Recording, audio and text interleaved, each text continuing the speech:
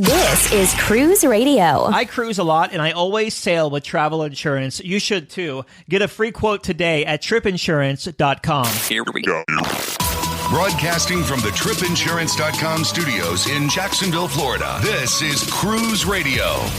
Chris just returned from the very first sailing of Icon of the Seas. Now, a couple of weeks ago, we had Scott on. Scott was on a preview sailing and kind of gave us a high-level overview of the ship.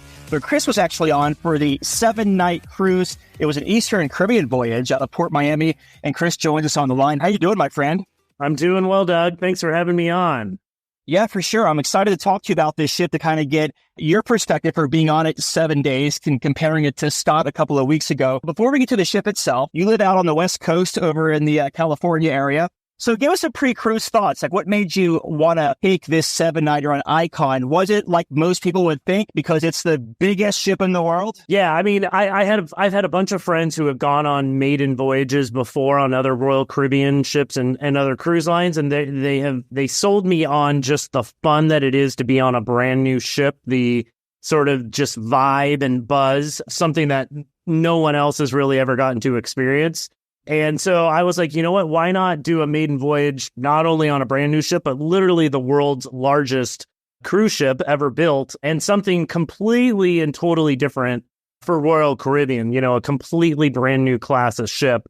And I went with a bunch of friends, which makes obviously any cruise that much more fun. Did you book this the very first day it went on sale, or did you kind of kick around saying, do I want to book it? Do I not want to book it? How did that play out? We were stalking the website literally the night before Royal Caribbean was supposed to release these bookings back in October of 2022.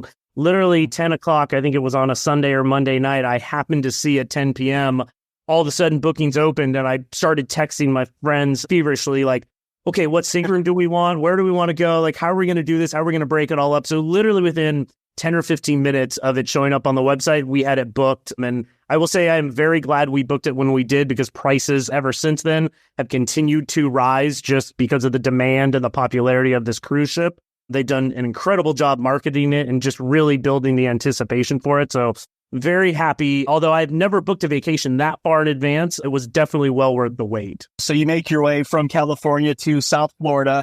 Did you do any pre-cruise time before you sailed? Yeah, we flew out a couple days in advance, stayed in Miami Beach for a couple nights. We went down to the Smith and Wolinski's, you know, right there on the channel where all the cruise ships depart from Miami on Friday night. Got to watch 5 or 6 other ships depart and sort of build the anticipation.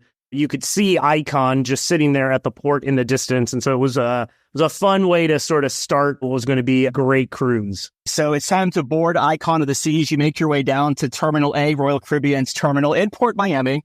So talk to us about the embarkation. Like, how streamlined was it, and how long did it take you to get from the curb onto the ship? Yeah, so this is my first time sailing on Royal Caribbean out of Miami. I've got to say they have that Terminal A.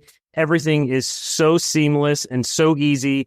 Obviously, we were pretty lucky. The ship arrived in port on Friday and stayed overnight. So when we got there Saturday morning, you know, everything was ready to go. We weren't having to wait for people to get off the ship. We showed up a little bit ahead of our boarding time, and there were no lines. They let us right in. So literally from the curb to stepping on the ship, I don't think it was more than 5 minutes from dropping our bags off, and we were on Icon and ready to go. That's awesome. So you make your way on board the ship. What were your first impressions? Yeah, you walk to, right on to Deck 5, the Royal Promenade, and directly in front of you is the Pearl. It's this icon of the ship inside that Royal Promenade area. I mean, you really have this sort of kind of surreal feeling. I mean, especially for those of us who have been kind of watching the design and build of the ship, and Royal Caribbean's released so many YouTube videos about different neighborhoods and areas on the ship as they built it. They really built up that anticipation for it. It was a surreal feeling to stand there on the ship and have seen this Pearl thing that's been, described to us and seen it in pictures and whatnot, but actually be able to physically touch, the wall and actually walk up in the staircase that goes through it. It was really, really awe-inspiring. And just, there was just this pure joy of being on this ship and actually having made it, 15 months, before having booked this, to finally had made it to our embarkation day. It really was just a palpable excitement. Yeah, I hope other cruise lines learn from what Royal Caribbean did with this, like the slow drip, debuting all these videos in advance and they're kind of documenting the process, because this is like a textbook marketing case here on how to do it right. Yep. Yeah, for sure. All right. So any other first impressions? Yeah, I've been on one other Royal ship, the Navigator of the Seas, which obviously their, Royal Promenade is enclosed. There's no windows to the outside. So I had heard about how, Royal was really trying to bring the outside in, try to create as much natural light in that Royal Promenade area. It's a multi-story area where they have a lot of restaurants, a lot of bars. There's a lot of entertainment, a lot of circulation happens there. There's nighttime shows that happen.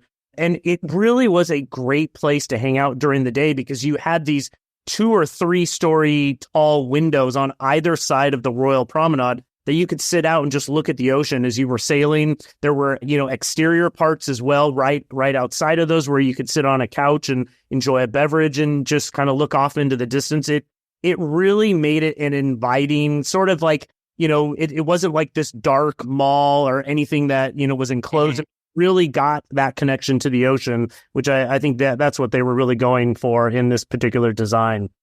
When you're boarding the ship there, do you have like a lot of rubberdeckers looking like, oh my gosh, this ship is amazing, where it kind of clogs and slows down? Or does the flow move pretty well on embarkation as you're walking onto the ship? Yeah, the flow moved really, really well. You come, obviously through the terminal, you're onto the ship. I mean, there's multiple disbursement points that are going to happen right when you get on the ship. You can keep walking straight forward, go up into the Pearl. You're up on deck 6. You can grab a drink or just kind of sit out and stare off into the Miami skyline from there. They've got escalators that go down to the casino area directly off to your right when you board.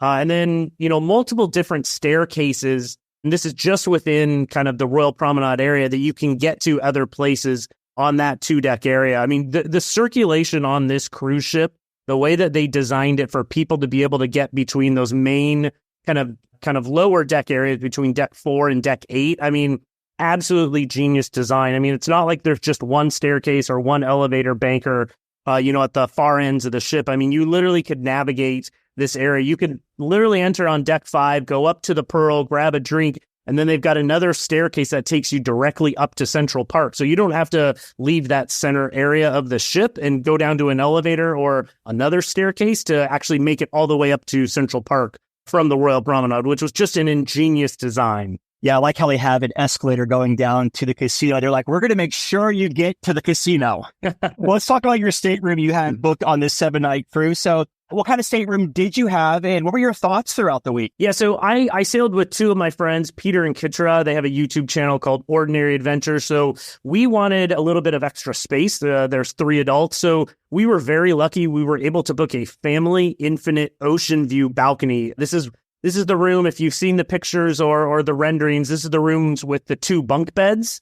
At the far end, when you walk into the room, they've got a split bathroom design, and then pretty much your standard balcony room with a desk, sofa bed, a normal bed, and then their infinite balcony concept, which is that interior kind of balcony space where there's a floor-to-ceiling window, and the window actually comes down about halfway, so you can sort of bring the outside in.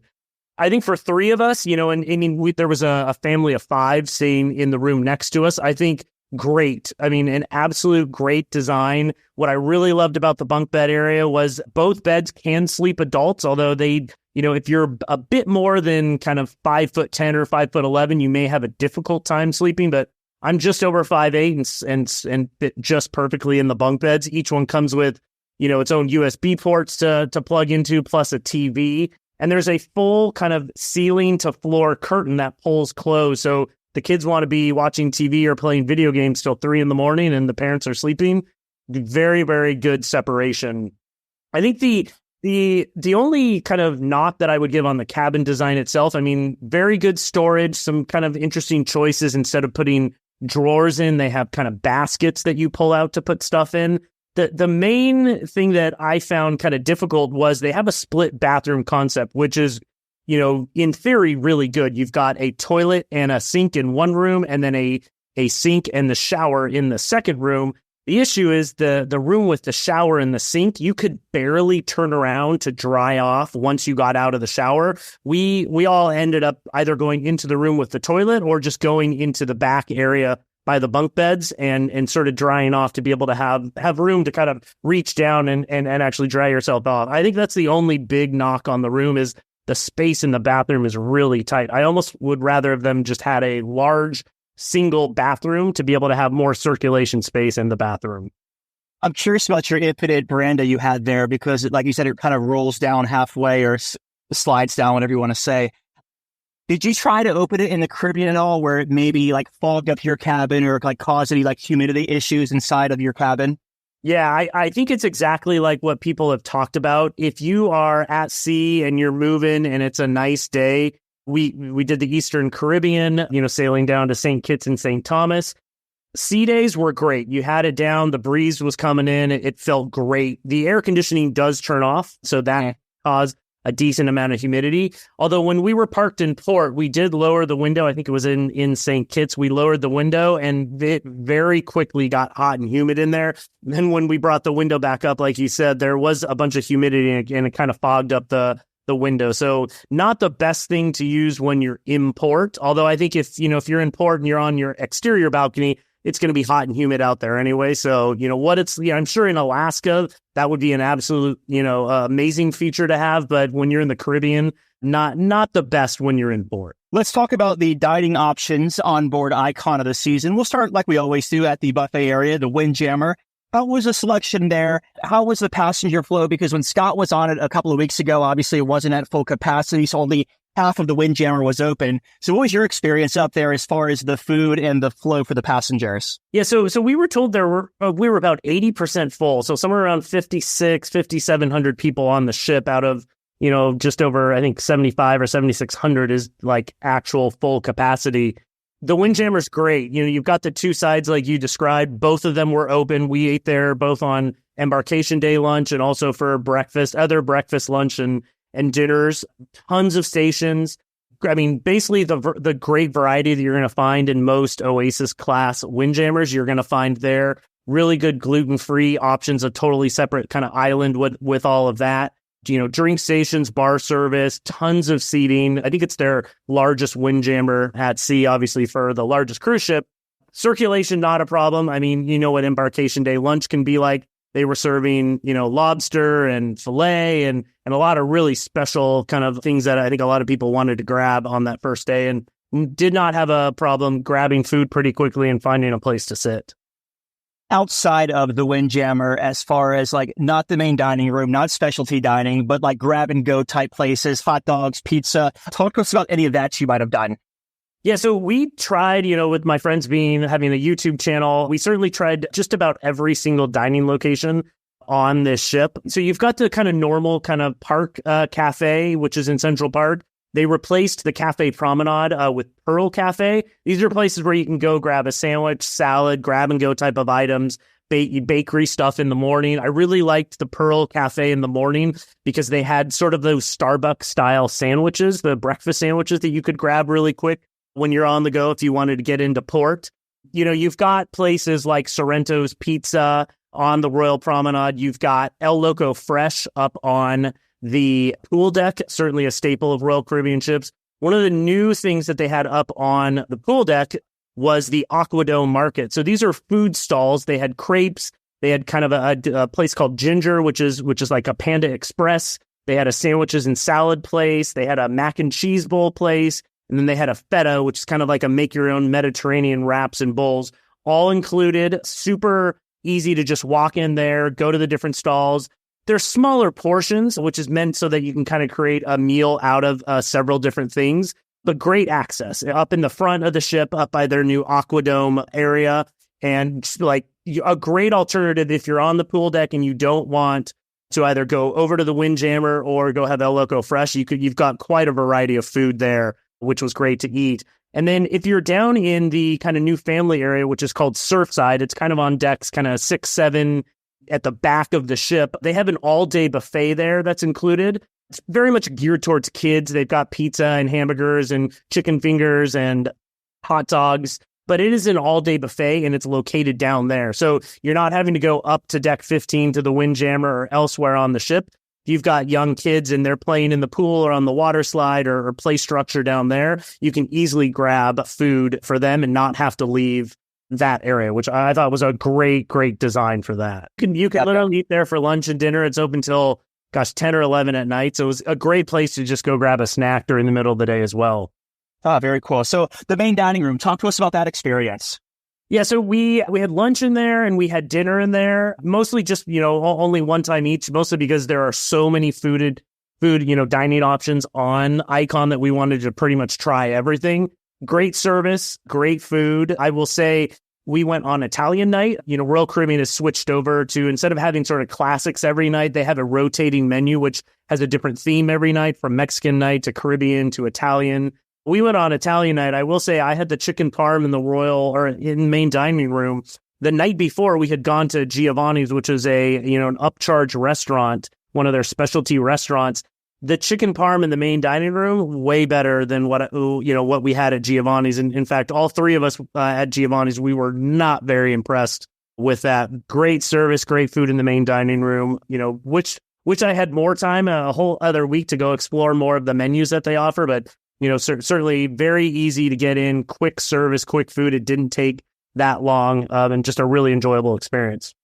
Well, let's unpack some of the specialty restaurants you dined at here. So just talk to us about one of the restaurants, give us some highlights, and you can move to the next one if you want. Yeah, so there's a couple kind of smaller venues. There's one called Base Camp, which is up on the pool deck on Thrill Island. They have a couple free options, like you can get a hot dog or some pretzel bites, but they also have some upcharge items like a shrimp bao bun or a hamburger.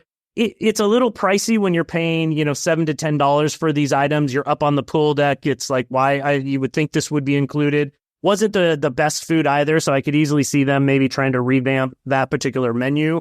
Down in Surfside, they have an all-day brunch restaurant called Pier 7, which we had brunch there on our second sea day. Great food, from kind of hamburgers and sandwiches to kind of eggs Benedict and whatnot. They've actually, even I think they're on their, third or fourth sailing now. They've actually changed the menu a little bit since we were there. But I thought that brunch was great and very, very affordable.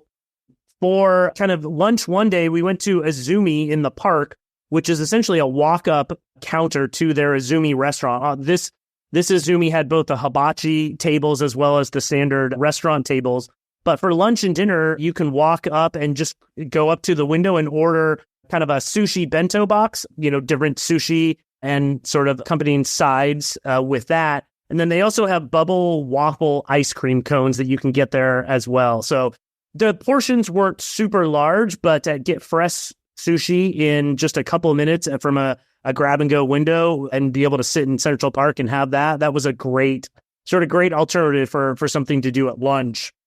We went to the Trellis Bar in Central Park one evening for dinner and drinks. And what's great about this Trellis Bar is they now offer kind of, I would say, like medium-sized plates. So you can kind of cobble a couple things together and create a dinner out of it. We had like mac and cheese poppers and some crispy truffle fries. We had crab cakes and a burger and a bunch of a split, all of that with some of their drinks, and just a really good vibe for kind of a casual dinner that, you don't have to get dressed up for. You're not in this giant restaurant. You're just enjoying the atmosphere at night in Central Park.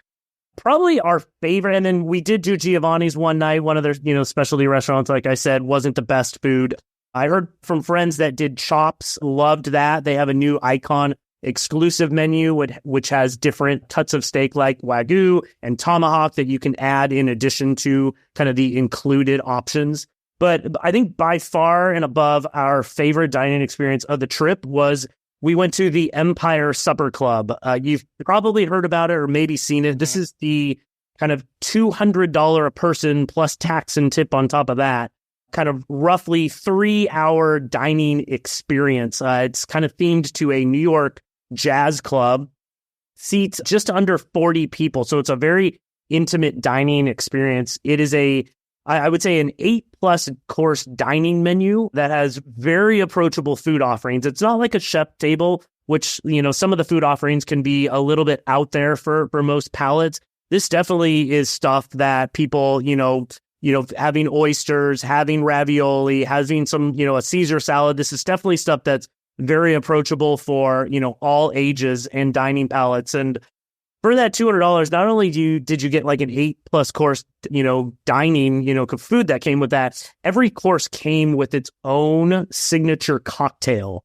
And so the value that you're getting, and then there's entertainment going on. There's a live, singer, piano player, and bass player. I mean, just the service was impeccable. Hands down, well worth the $200 that we spent. I was like, I want to go back again. If I ever get back on Icon, I would definitely go back and do this again. Everyone dresses up. It's kind of formal attires requested. So it was a really, really fun night out in a really, really cool new dining concept. And I think they have a winner on their hands with this one. Is it a set menu? It mostly is a set menu. If you don't eat seafood, they can sub in things. So I know like my friends that I went with, one of them doesn't eat seafood. Instead of lobster, I think they brought out some risotto. For the main offering, there are 3 offerings. You can get a Wagyu steak, you can get rabbit, or you can get fish. I believe it was sea bass.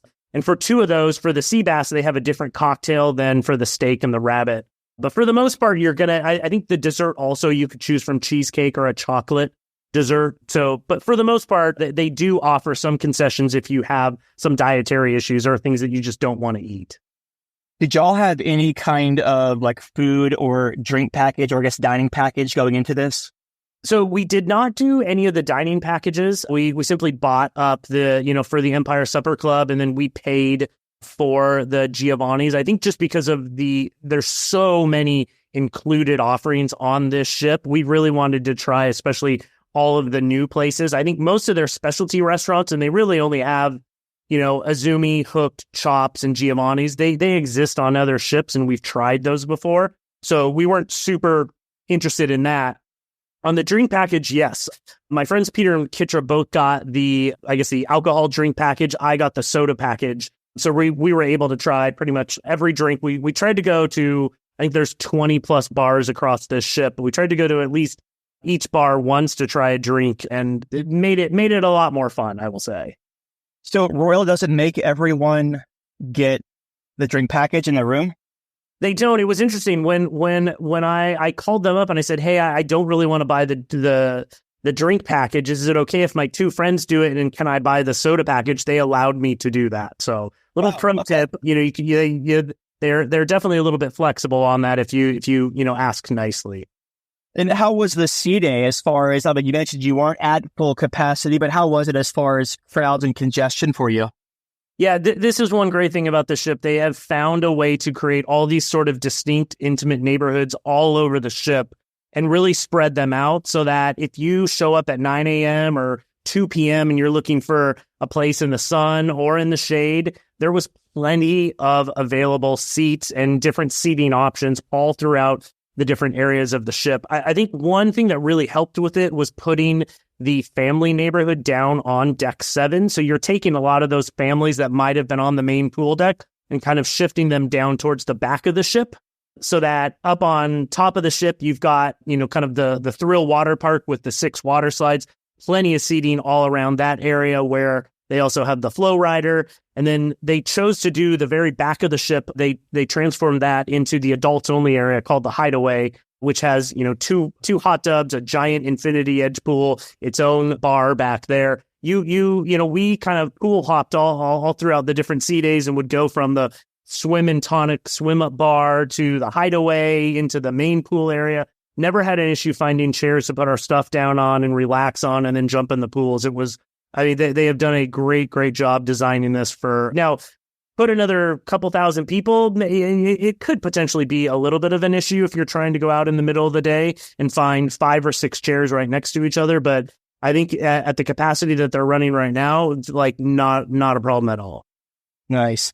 And how about the entertainment? I mean, this one has all kinds of entertainment from top to bottom here. So talk to us about maybe some of the shows you went to or things you got to experience throughout the week. Yeah, so they have, in addition to kind of places like they've got a dueling piano place, they've got a karaoke bar, they've got a jazz and blues jar, they've got boleros, they have a comedy club. In addition to kind of those venues, which are mostly located on the Royal Promenade, they have kind of 4 main venues that they do entertainment. versus Aquadome, where they have their kind of high-tech, high-action, aerialists and acrobatics and high divers at the front of the ship in the Aquadome area. They had a great show we watched called Aqua Action.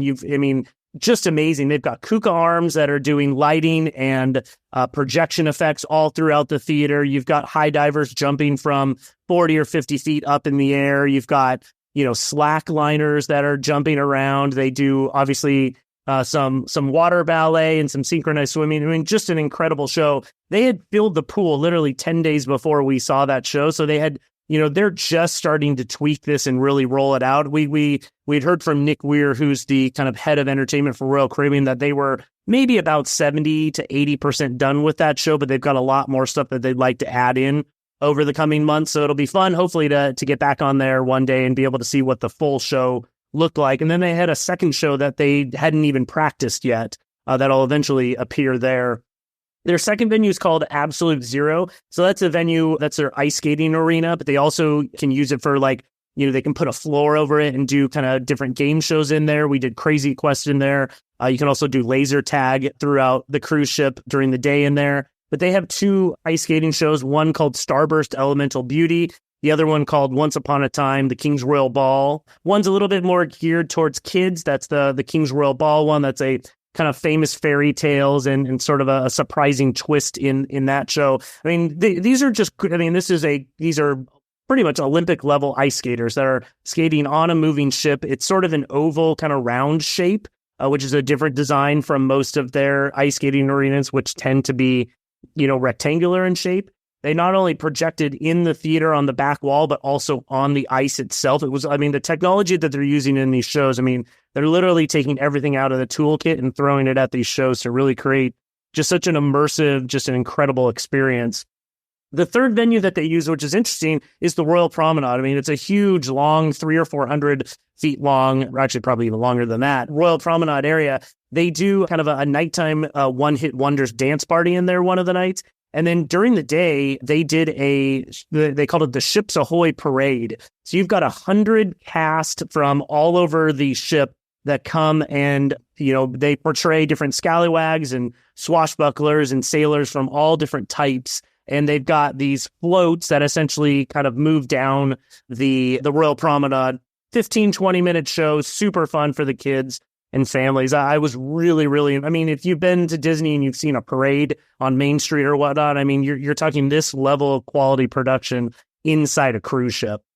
The last venue, obviously, is the Royal Theater, their main kind of stage theater, two-deck high theater. They've got two shows in there. One of them was finished that we got to see. It was called The Wizard of Oz. This is probably one of the best, if not the best, stage performances I've ever seen on a cruise ship. And I've been on a bunch of Disney cruises. This is the largest kind of on-stage cast that Royals ever put. They've got a live 16-piece orchestra that is playing all the music. It's a longer show. It's an hour and 45 minutes, but it tells pretty much that full kind of story of The Wizard of Oz. I think one of the most surprising, amazing things about this is the rigging equipment that they have in the theater. And when they have the Wicked Witch of the West fly in and the monkeys are flying around, they're not just on the stage flying around. They come out over the audience and they're flying around the audience. It was very impressive. When the Twister comes in at the beginning and takes Dorothy away to the land of Oz, to watch her come flying out of the house and flying over the audience. It was breathtaking. It was, they did an incredible job really, really bringing the audience into this story and just probably one of the best theater performances I've ever seen, and easily what you would see on Broadway or the West End. I've only sat through one cruise ship show, and that was Aladdin on Disney Fantasy a couple of years ago. The other ones, they don't interest me. I get so bored after 10, 15 minutes or so. So I'm excited to see this Wizard of Oz one. With that much special effects and that much excitement, yeah, it's going to be a cool one, I think. Yeah, definitely. Let's talk about the ports of call on this 7-night cruise. Give us the port of call, give us your highlight, and then just move to the next one. Yeah, so we had 3 sea days and 3 ports. 2 of the ports, St. Thomas and St. Kitts.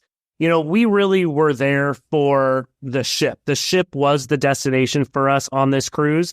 So in both St. Kitts and St. Thomas, we got off right at the kind of port area. We walked around, bought a couple souvenirs, but that was pretty much it. I mean, we pretty much got off for maybe an hour, hour and a half, took some pictures of the ship, and then pretty much got right back on. We wanted to spend as much time on the ship just with everything there is to do and just enjoy that, and knew that we could always come back to those different locations. So didn't do a lot activity-wise in those two ports. The third one that we stopped at was Royal Caribbean's private island, Coco Cay.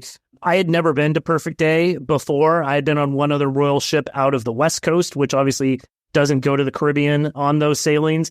And so I was really, really excited to go here.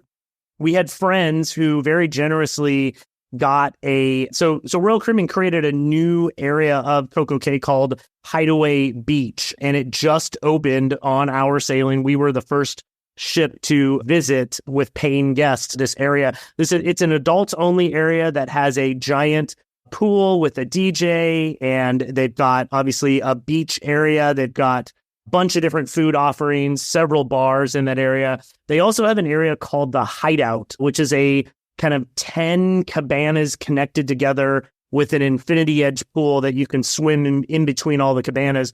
I was very, very lucky because we had some friends who were very generous and actually reserved one of those Hideout cabanas. And so we got to hang out in those cabanas for the entire day that we were on Coco Cay. I mean, the service that they bring to those cabanas, you can have up to 10 people in it. They'll bring you all the food and all the drink that you want at the push of a button, just the nicest people. And you have your own kind of private area to hang out at. It's, a heated pool, which was really, really nice at the beginning of February. Not that it was super cold. We were there. It was, I think, in the mid 70s, so it felt really nice in the sun. But that pool being heated was really nice. I had talked with them. They said during the summer months, when it's really hot, they actually won't heat the pool, so it definitely feels better. But literally, I mean, I had kind of been dreaming about going to Perfect Day at Coco Cay for a long time, and this experience, I think, lived up and probably exceeded what I thought it was going to be. Obviously, probably not going to get to do that cabana every time that I go there. It was certainly quite expensive, well over $2,000 for the day. But when you think about it, with everything that it includes, especially bringing up to 10 people in it, it could be a great option. And if you don't want to stay in one of the cabanas, I think going to Hideaway Beach, which is that adult-only area, I think there were several, probably 500-600 people that came over there. Those prices aren't too bad either. I've heard anywhere from $19.99 to just under maybe $70 or $80 for the day to kind of have a bit more exclusive experience. Yeah, so I know the food, or rather, I know the drink package works on the island. Yep. Does the Wi-Fi package work on there? Are there the Wi-Fi works perfectly? Yeah, it is pretty amazing. The high speed internet, the Starlink, I think is what they have there. Like, just incredible. Like, I mean, we were watching, videos and streaming stuff and never had an issue on the ship or in port. Very cool. So, were you the only ship in port too? No, we had Mariner of the Seas was there as well. They beat us by, I think, about an hour or two coming in that day. But especially even in the Hideaway area, what's nice is they did keep it restricted for a certain number of people. So it never felt kind of crowded or never looked crowded. People could easily find a place on the beach or at the pool to be able to grab a chair and just enjoy the day. Mariner is an old West Coast ship. I used to be out in LA for a while. Yeah, certainly. So you make your way back to Port Miami. Actually, you know what? Before we talk about Miami, let's talk about the casino as far as the smoke situation in or around it, because if I don't ask the question, I'll get emails asking why I didn't ask you. We went to the casino pretty much every day, had a blast, won a decent amount of money. So we are very much looking forward to hopefully a free cruise offer or something like that in the future. So it is the largest casino at sea. It's interesting. They've divided the casino essentially down the middle. Half of it is smoking, half of it is non-smoking. In the smoking area, and I think actually all throughout the casino, they have all these air vents that are blowing air on the floor. And so I think that really helped to reduce the kind of effect of the smoke in the area. Obviously, if you're sitting near someone or next to someone who's smoking, that can be a little bit bothersome. But when we were in there and when we were hanging out, none of us smoked. It never bothered me and never was an issue to me. And just a great design of a casino. Certainly can't wait to go back to that one. And let's talk about getting off of this thing. So you dock in Miami. It's time to debark Icon of the Seas. As far as like the organization process, some ships have, hey, come get your tags or pick a tag. We'll deliver it to your stateroom. How does Royal do it? Yeah, so Royal sends you, they've got a piece of paper in your stateroom a couple nights before you have to exit and gives you the option. They sort of assign you different times. If you'd like to leave your bags out the night before, you can tag them. They'll take them off the ship and you can grab them. And then they've got kind of staggered departure times starting around 7:15 in the morning if you want to walk off, all the way up to, I think, close to 9 a.m. if you set your bags out and you just want to enjoy kind of a casual morning. We woke up a little late because we didn't have to fly out until closer to noon. We had left our bags out the night before. I think it was by 8 o'clock, they had cleared the entire ship and sort of let anyone get off with any luggage tag or any boarding or, disembarkation group. So we walked right off. Literally, I think it took 5 minutes to walk, scan your card off the ship, found our bags, walked right through customs, and we were hopping in an Uber going back to Miami International Airport. So very, very seamless, really, really easy. I think with 5,600 people trying to get off a ship and you've already got people lined up outside ready to get back on, I think a really, really good operation that they have there. I can imagine like turn day and just flipping all these staterooms in one day it has to be crazy. Do they make you, or they ask rather, for you to be out of your stateroom by a certain time? Yeah, I think they said I think it was either 8:30 or 9 o'clock, they had asked for us to sort of, exit our stateroom and either make our way to a dining venue or make our way, off the ship.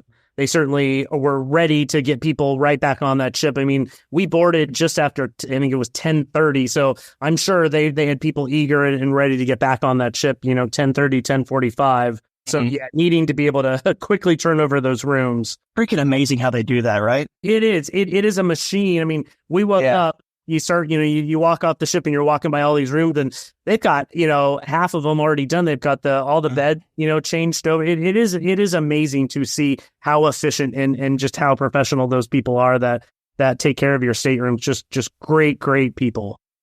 Any tips you have for someone either sailing on Icon of the Seas or going over to Perfect Day?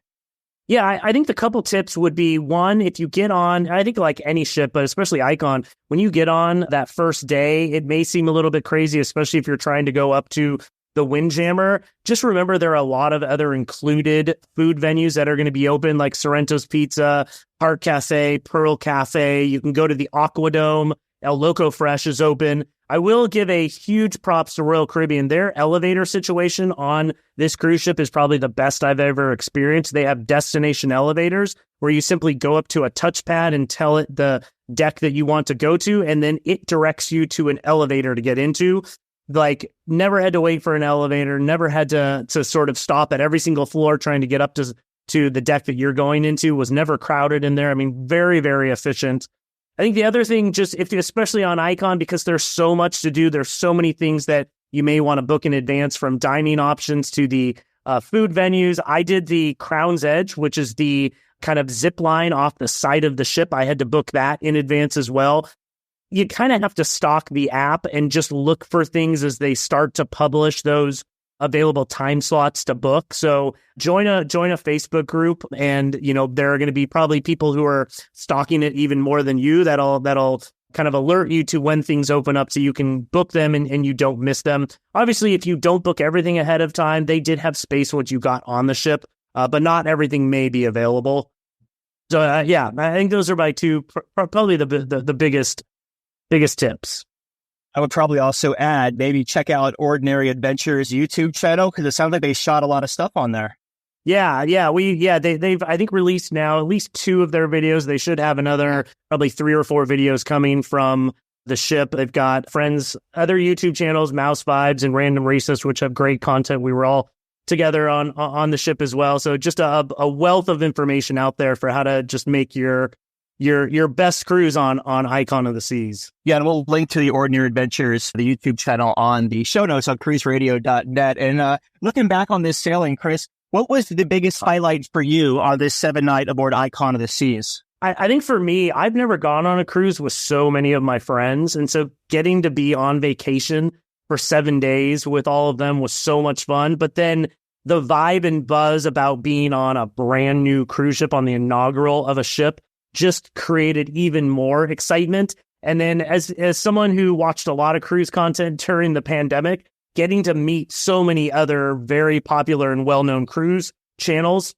from all over YouTube, getting to actually meet them in person and talk with them was a huge highlight of the cruise as well. Very cool. So your final thoughts of Icon of the Seas. Go on this ship, book it if you can afford it. You won't regret it, and you'll probably want to book right away after your sailing is done. Very cool. We've been talking with Chris about his 7-night cruise to the Eastern Caribbean aboard Icon of the Seas. He was sailing with Ordinary Adventures. Chris, my friend, thank you so much for coming on, and I really appreciate you. Thanks, Doug. Have a great day. Just back from a cruise? Let's talk about it. Email Doug at cruiseradio.net. A big question we get at Cruise Radio is, how do I know if I need trip insurance? Simple answer. If you're getting on a plane, taking a road trip, or getting on a cruise ship, you need to have travel insurance. Hey, it's Doug Parker from my friends at tripinsurance.com. Not only does tripinsurance.com protect your vacation investment, but it also gives you peace of mind in case anything were to go wrong on your trip.